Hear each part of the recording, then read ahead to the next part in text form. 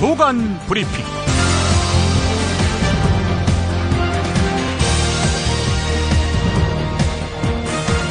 2015년 8월 29일 토요일 아침에 인사드립니다. 새누리당 연찬회에 참석해서 총선 필승 건배사를 제안한 정종섭 행정자치부 장관이 기자회견을 열어서 사과했습니다. 평소 술을 잘 하지 않는 저로서 갑작스런 건배사 제의를 받고 건배사가 익숙하지 않아 마침 연찬회 브로셔에 있는 표현을 그대로 하게 되었습니다. 이 당시 제 말은 어떤 정치적 의도나 특별한 의미가 없는 단순한 덕담이었습니다. 그러나 결과적으로 제 말이 불필요한 논란을 불러오게 되었습니다. 정종섭 장관의 말을 뜯어보면은 애초에 자신의 발언은 사과할 게 별로 없는데 결과적으로 상황이 이렇게 된 것이 송구할 뿐이다라는 이야기입니다. 아무 잘못이 없지만 경위가 그러해서 사과한다는 말은 당장 당의 총선 일정이나 여러 가지에 도움이 되도록 하겠다는 자신의 발언을 야당에서 문제 삼고 있는 데 대해 일방적인 정치 공세라며 사과를 거부하고 있는 최경환 경제부총리의 기조를 보더라도 충돌합니다. 사과에 인색한 정부 강요가 사과를 쉽게 언급한 것, 이거 충돌되지 않습니까? 진정성 없는 사과는 안 하느니만 못하다라는 생각은 저만의 것이 아닐 것입니다. 김용민의 조간 브리핑, 오늘 반드시 알아야 할 뉴스부터 짚어보겠습니다. 공원위원회 표결은 원천 무효라는 것이고 거기에 따라서 절차상 하자가 있는지 없는지 철저하게 검토를 하도록 하겠습니다. 환경부 국립공원위원회가 다수 국민의 반대에도 불구하고 설악산 5색 케이블카를 승인한 데 대해 환경, 종교단체들은 환경부가 4대 강에 이어서 설악산도 죽이려 한다라며 강력하게 반발하고 나섰습니다.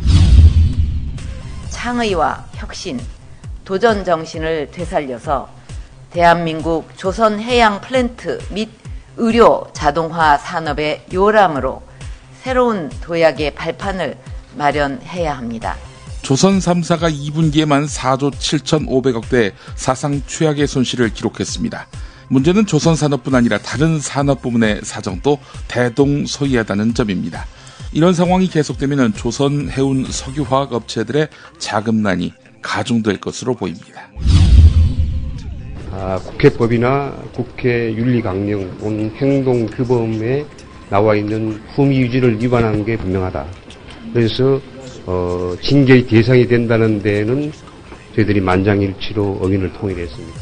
국회 윤리심사자문위원회는 성폭행 혐의로 검찰 수사를 받고 있는 심학봉 새누리당 의원에 대해 만장일치로 제명을 결정했습니다. 국회 윤리특위는 앞으로 자문위의 제명 결정을 징계심사 소위로 넘겨 검토한 다음 특위 전체 회의에서 징계 여부와 수위를 결정해서 본회의로 넘겨 최종 확정하는 절차를 밟게 됩니다.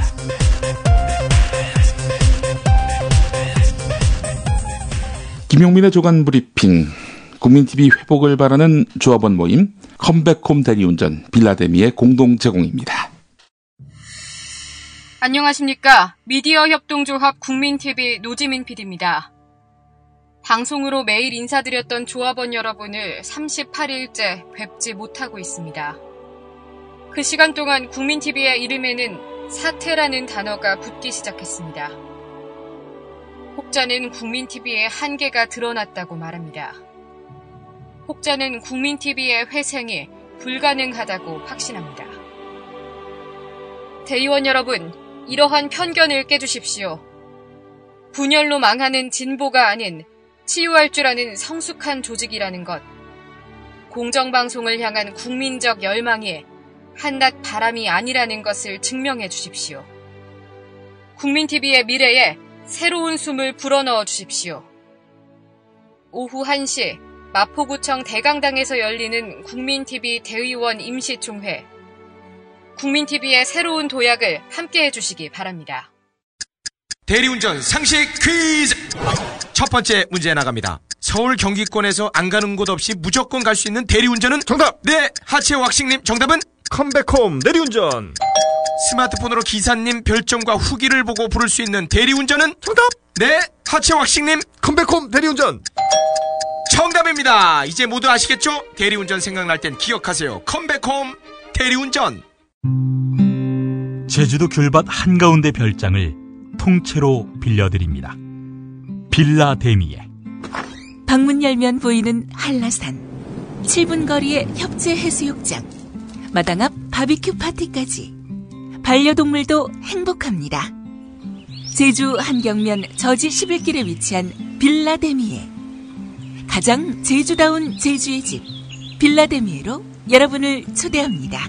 자세한 정보는 페이스북 검색창에서 빌라 데미에 또는 010-7536-6465 010-7536-6465로 구하실 수 있습니다. 경향신문 8면부터 보겠습니다. 경찰관이 술을 마신 다음 운전하다가 교통사고를 내는 일이 요즘 빈발합니다. 경찰관의 음주운전 건수는 2013년 82건, 지난해 73건으로 줄었다가 올해 다시 증가세로 돌아서고 있다는 겁니다. 그래서 경찰이 골머리를 앓고 있습니다. 경찰이 음주운전한다. 참 말이 안 되죠. 한 경찰서는 직원들에게 퇴근 이후 저녁에 술을 마셨는지, 귀가는 어떻게 했는지 등을 팀장에게 보고하도록 하는 고육책을 내놓아서 논란이 되고 있습니다. 인천 서부경찰서 생활안전과는 지난 18일부터 21일까지 관할 지구대와 파출소 직원들에게 음주 회식을 하고 있는지, 회식에 차를 가지고 갔는지, 차를 가지고 갔다면 대리운전을 할 것인지 등에 대해서 문자로 보고하도록 했습니다. 이에 대해서 장신중 전 강릉경찰서장은 페이스북에 글을 올려서 인천 서부경찰서에서 퇴근한 직원들에게 단체 음주 회식을 금지하고 매일 저녁 8시 50분까지 자신의 위치, 음주, 회식, 차량 운행 등 귀가 방법을 팀장에게 보고하도록 하는 일이 있었다면서 전 직원을 감시하고 감찰하는 행태는 직권남용이고 인권침해라고 비판했습니다. 장신중 전 서장은 인천지방경찰청뿐 아니라 경북과 대구 등의 여러 지방청에서 유사한 사생활 침해 지시가 있었던 것으로 보인다라고 말했다고 합니다. 오늘 국민일보 8면을 보면 고양 오리온스의 장재석, 원주 동부 프로미의 안재욱, 부산 KT 소닉붐의 김현민 등 유명 전현직 프로농구 선수 7명이 직접 스포츠 도박을 벌인 혐의로 경찰 수사를 받고 있는 것으로 확인됐습니다. 또 오리온스의 한 선수는 스포츠 도박에 참여한 지인들에게 경기 관련 정보를 제공한 정황이 포착됐습니다.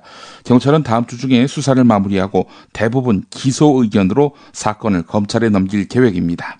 자, 이런 가운데 프로농구계는 바로 다음 달 12일부터 2015-2016 시즌을 시작하지요. 시즌을 시작하기도 전에 이 프로농구 휘청거리게 됐습니다.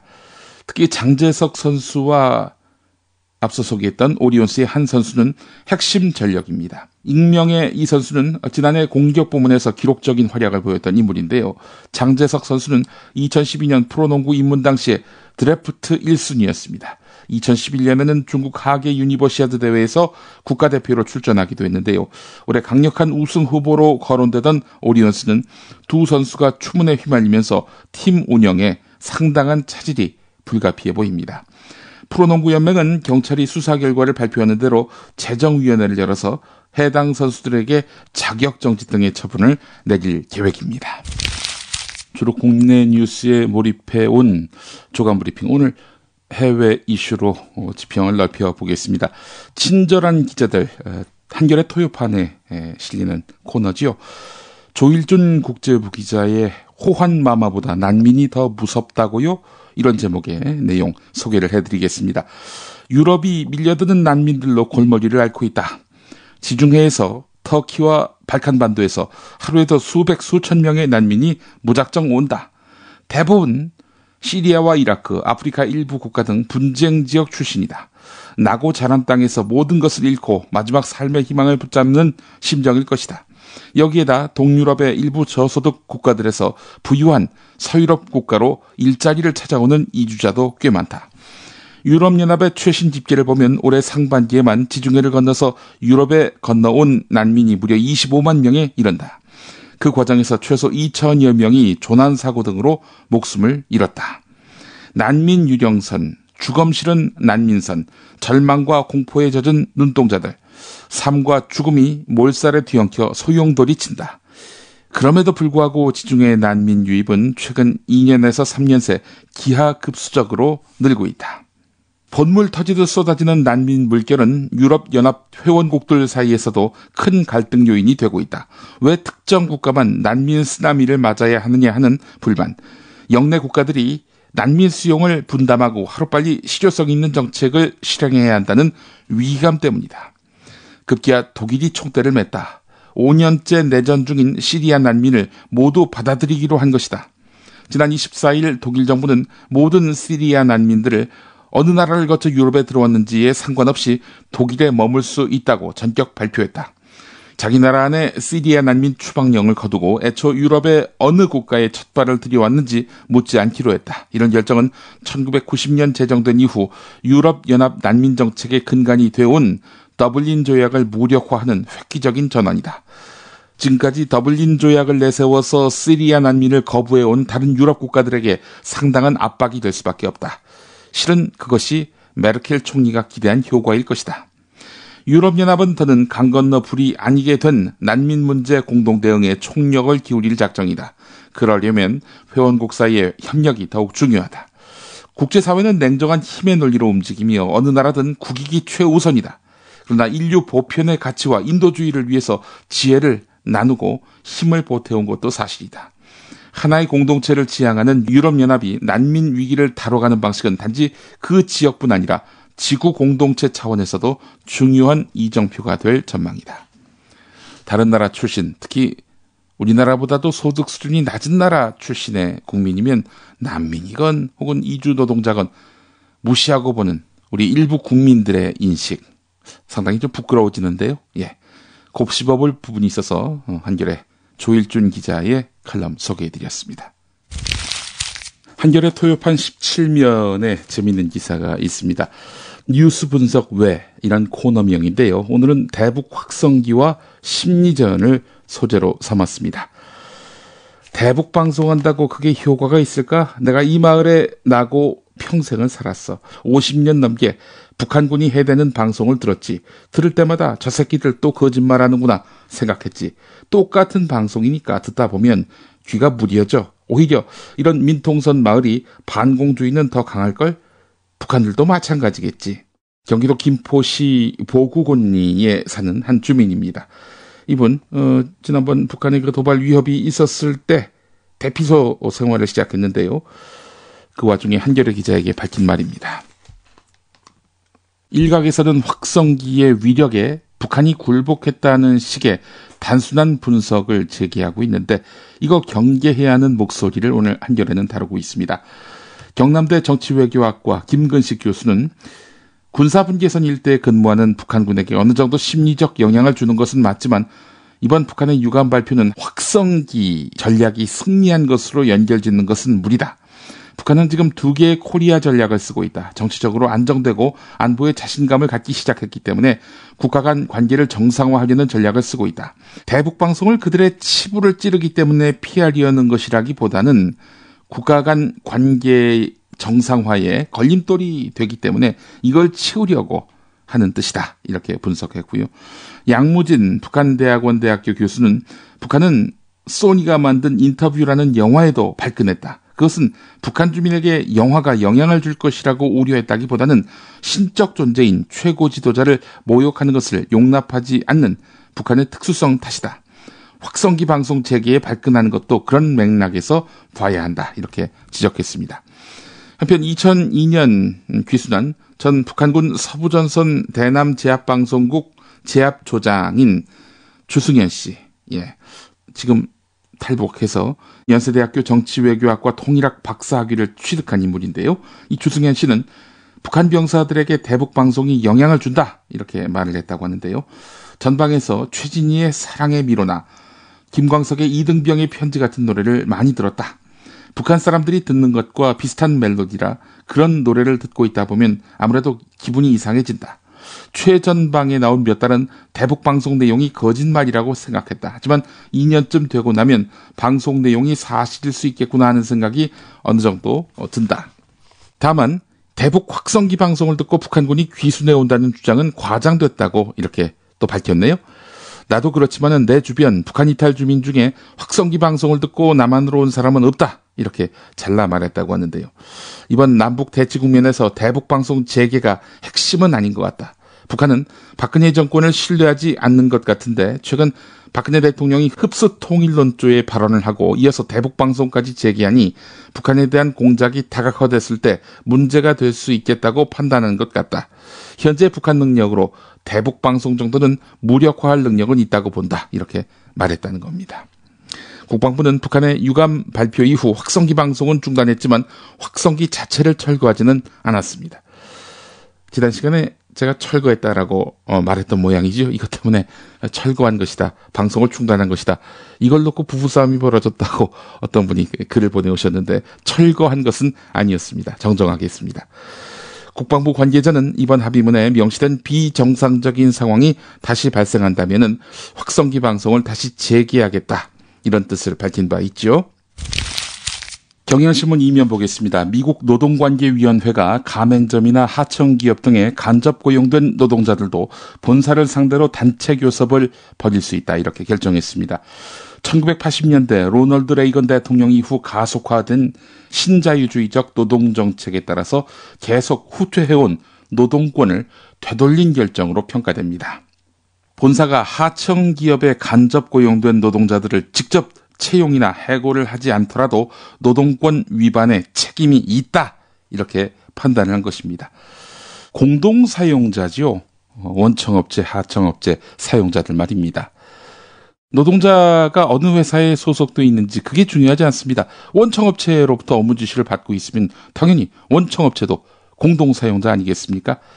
지금까지는 기업이 공동사용자로 간주되려면 이 노동자에게 고용, 해고에 대해서 직접적이고 즉각적인 영향력을 갖고 있음을 입증해야 했습니다.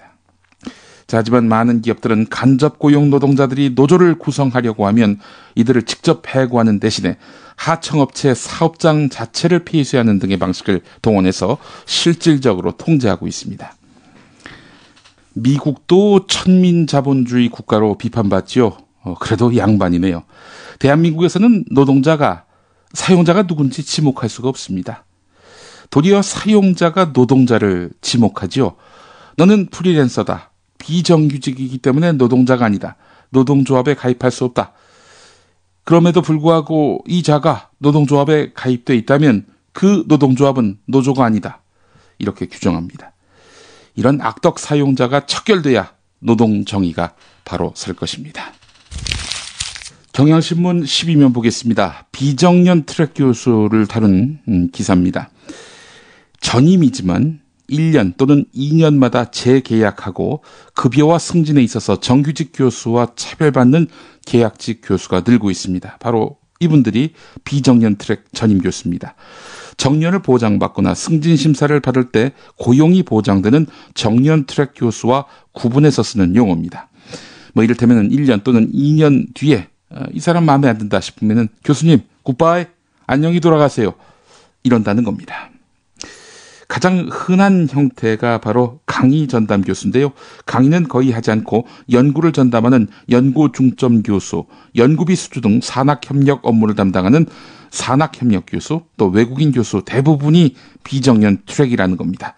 자, 비정년 트랙 2003년에 연세대가 처음 도입한 이후 급속하게 확산되고 있는데 월급은 정년 트랙의 절반인데 강의는 3배에 이른다고 합니다. 이런 비정년 트랙, 갈수록 증가하고 있습니다.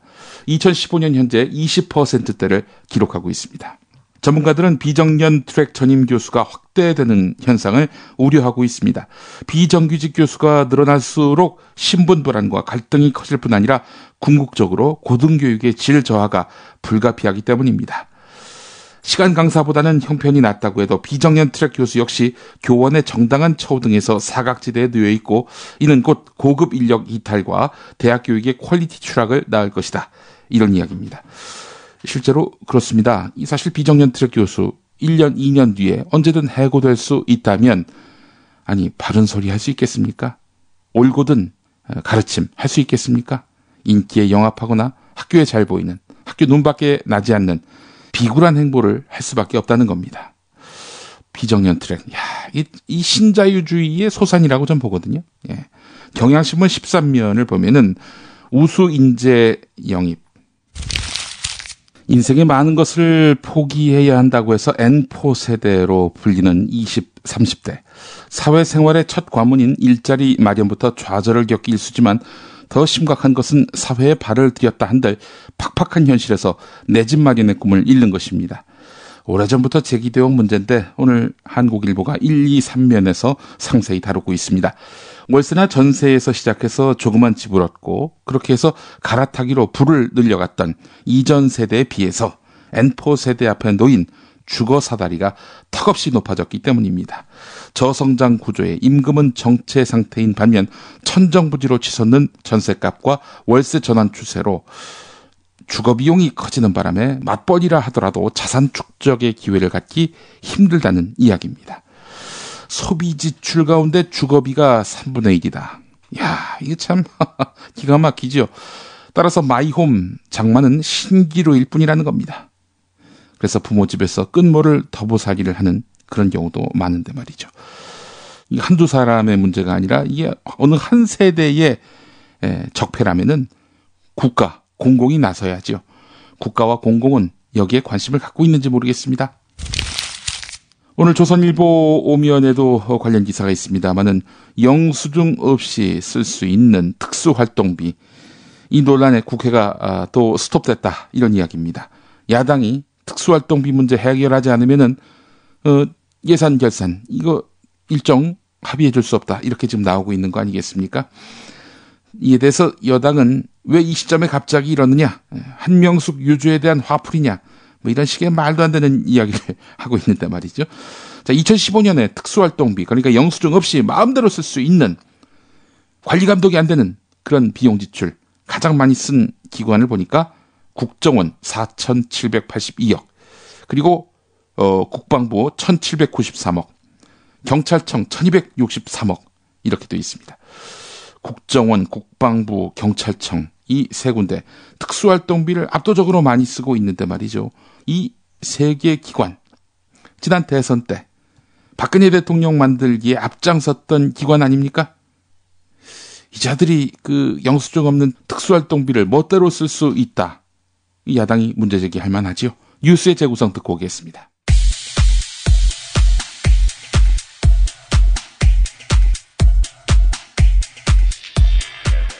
홍준표 도지사가 성완종 그 끄트머리에 원내대표 특수활동비로 3억을 모았다라는 말을 하지 않았습니까?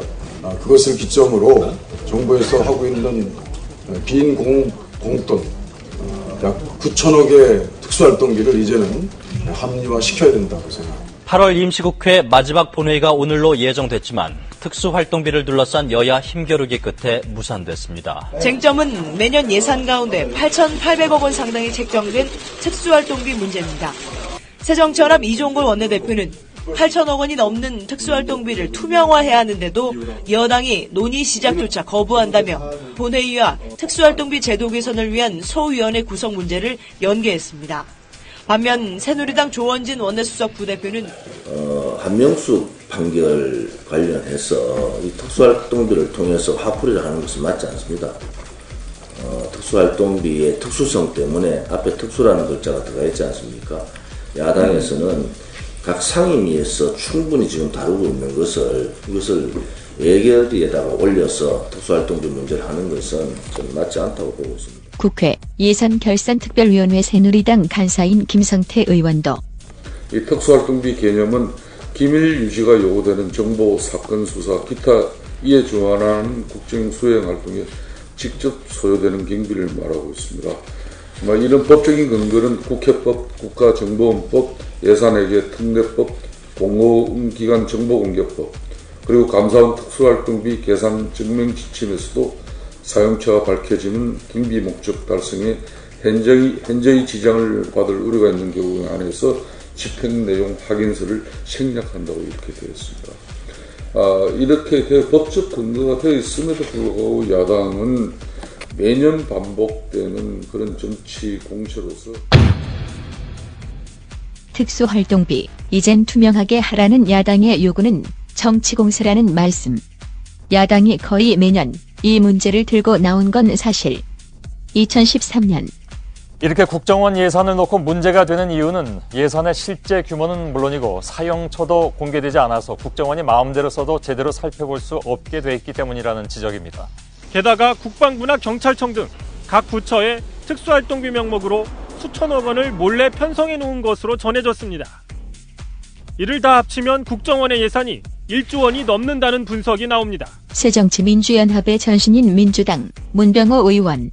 1조 원이 넘는 예산을 주머니 쌈짓돈처럼 사용하는 관행을 차단할 수 있도록 예결위와 정보위의 예산 통제를 강화하고 이명박 정부인 2009년 내년도 정부 부처의 예산안에 대한 국회 심의가 이틀째 계속되고 있습니다만 각 행정부처에서 영수증 없이 마음대로 쓸 수 있는 이른바 특수활동비 예산을 대폭 늘리자 논란이 일고 있습니다. 정부가 각종 경비를 10% 줄이겠다더니 정작 영수증이 필요 없는 특수활동비는 무슨 이유로 대폭 올리냐는 겁니다. 민주당 조정식 의원. 영수증 없이 사용되는 묻지마 예산으로 정권 유지를 위한 목적으로 악용될 수 있는 만큼 대폭 삭감이 불가피합니다. 그리고 2006년 당시 야당도 특수활동비에 대한 수수를 요구했는데 특수활동비는 권력기관 내부에서도 고위층만 쓰는 돈입니다.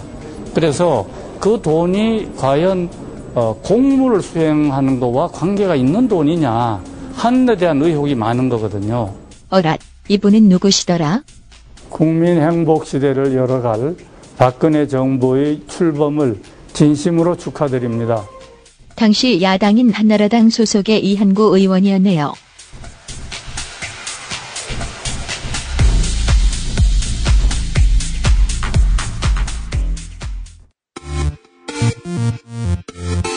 팟캐스트의 김엄마, 김용민이 만든 프로그램은 다릅니다. 김용민 브리핑, 관훈 나이트클럽, 나는 꼽살이다, 정영진 체육의 불금쇼, 쇼 개블리. 그의 프로그램은 허투루 나오는 법이 없습니다.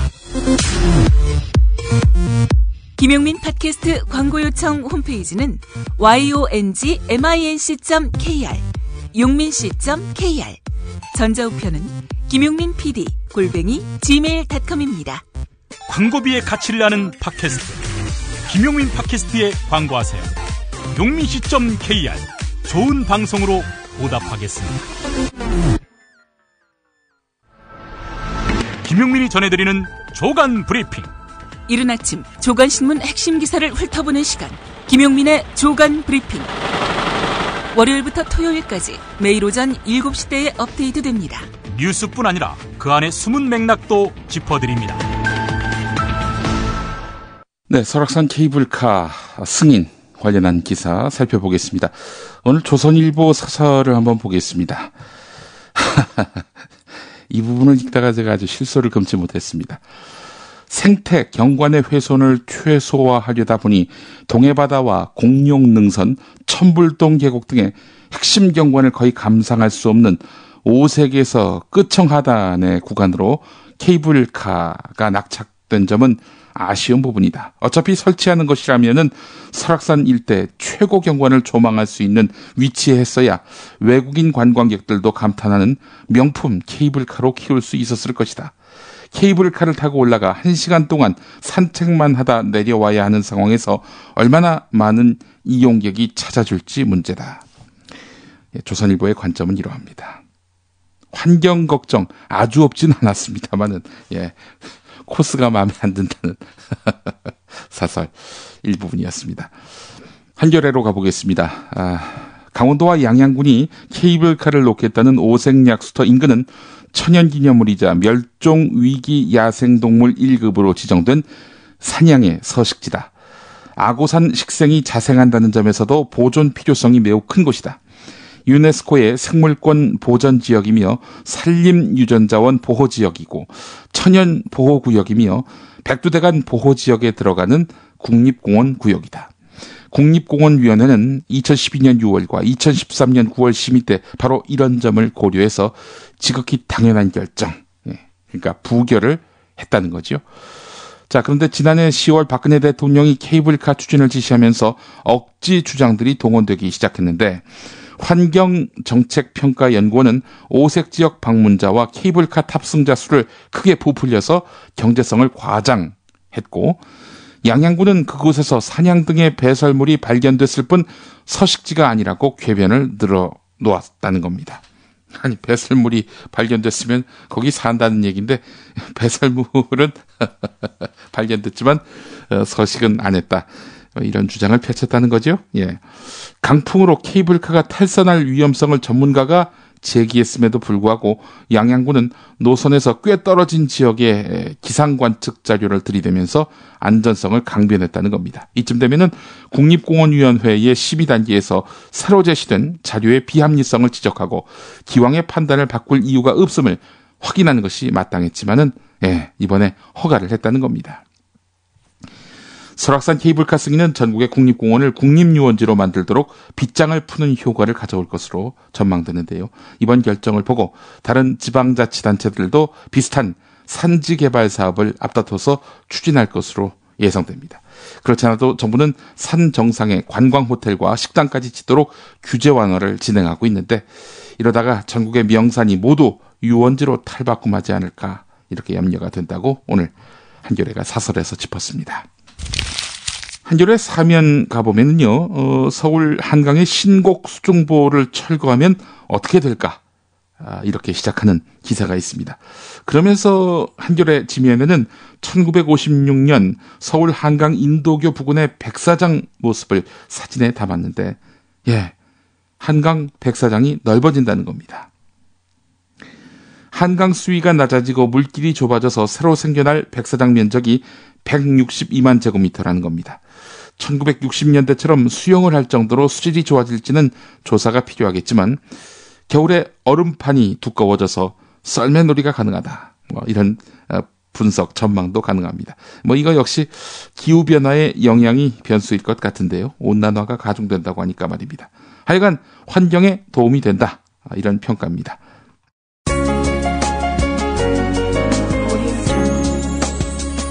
오늘의 날씨. 오늘 기습소나기 소식이 있습니다. 경기 북부와 영서 북부, 제주 산간의 오후 한때 천둥 번개를 동반한 소나기가 내리겠습니다. 오늘 전국이 대체로 맑겠고 대기 불안정으로 중북부 일부 지방에 한때 소나기가 예보됐는데요. 낮에는 다소 덥겠습니다. 서울 29도, 대구는 30도까지 오르겠습니다. 휴일인 내일은 늦더위 속에 내륙 곳곳에 소나기가 지나겠습니다. 오늘 김용민의 조간브리핑은 한국일보의 사설 대법관 구성 다양화 방안 대법원이 먼저 제시를 이런 제목의 사설 일부분을 소개해드리겠습니다. 지나치게 보수 성향에 편중되어 있는 현 대법원 체제가 향후 8년 동안 유지될 것이라는 한국일보 보도는 대법관 구성 획일화의 심각성을 새삼 일깨운다. 이 문제는 1차적으로 박근혜 대통령이 임기 5개월을 남기고 차기 대법원장을 임명하게 되는 것과 연결돼 있다. 대통령과 대법원장 임기상 차기 대통령은 재임 중에 대법원장을 지명할 수 없다. 이렇게 되면 다시 보수적인 대법원장에 의해 동일한 성향의 대법관 위주로 대법원이 줄곧 일방적으로 구성될 가능성이 크다. 현 대법관 후보 추천과 임명 절차가 대법원장 한 사람의 성향과 의중이 절대적인 영향력을 미칠 수 있도록 돼 있기 때문이다. 이 같은 제도로 정권의 이념적 성향, 그게 보수든 진보든 대법관 구성이 유사한 배경과 특정 성향에 치우치는 상황이 반복되는 것은 바람직하지 않다. 사회 변화와 각계각층의 다양한 의견과 가치관을 폭넓게 수렴하고 반영해 균형 있는 판결을 해야 하는 대법원의 엄중한 역할을 감안하면 더욱 그렇다. 대법관 후보 추천위원회에 관한 대법원 규칙 7조에 따르면 대법원장은 추천위원회에 임명 제청 대상 후보를 직접 청구할 수 있게 돼 있는데 바로 이게 문제다. 추천위원들은 대법원장 의중이 반영된 후보를 최우선적으로 심사함으로써 나머지 후보는 들러리가 된다. 추천위원 10명 가운데 6명이 현직 판사거나 대법원장이 위촉한 외부 인사인 점을 감안하면 결국 대법관 후보는 대법원장 뜻대로 결정될 수밖에 없고 그 결과 대법관들이 동일한 성향의 인사들로 채워지는 현상이 발생한다.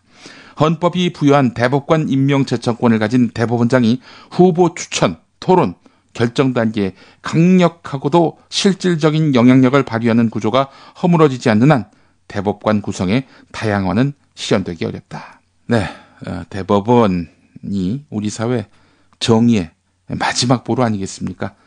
대법원의 권위가 무너지는 사회, 법치주의의 종말이죠. 월요일에 뵙겠습니다. 전 김용민이었습니다. 오늘 낮 1시 서울 마포구청 대강당에서 있는 국민TV 대의원 임시총회에도 많은 관심 부탁드립니다. 고맙습니다.